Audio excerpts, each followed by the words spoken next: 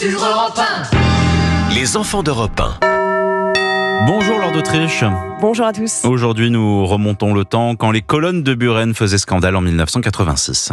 Oui, Jack Lang est alors ministre de la Culture et il a choisi le projet de l'artiste Daniel Buren. 260 colonnes de différentes tailles, ornées de bandes noires et blanches. Les colonnes elles-mêmes sont donc faites en ciment dans lesquels sont incrustés du marbre noir des Pyrénées. La droite déteste ce projet et d'ailleurs le maire de Paris, Jacques Chirac, réussit à faire stopper les travaux. Et Daniel Buren défend son travail sur Europe 1 au micro de Jean-Pierre Elkabbach. Qu'au moins on puisse terminer une chose commencée, une fontaine qui sera la deuxième fontaine de Paris au point de vue de sa taille, qui devrait rendre à cette cour un usage tout à fait nouveau, qui n'a d'ailleurs jamais existé depuis une cinquantaine d'années, puisqu'il y avait des voitures, un point c'est tout. On surnomme désormais Daniel Buren le sculpteur du scandale. Et dans la foulée, les curieux vont voir ce chantier qui vient de s'arrêter. Ça choque beaucoup, à première vue en tout cas, parce que ce noir et blanc,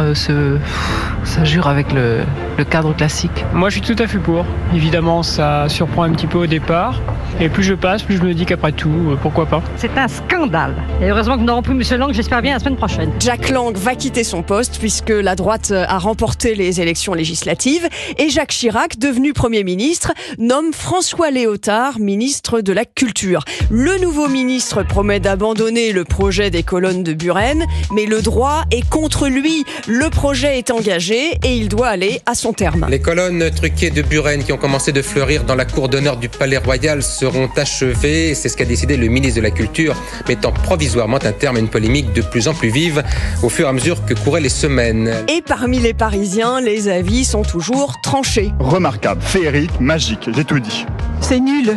J'espère venir avec une meute de chiens, mais à condition qu'ils veulent bien lever la patte. Ce n'est pas sûr que ça leur plaise. On m'a dit que c'était horrible, c'était je ne sais quoi, et moi je l'aime.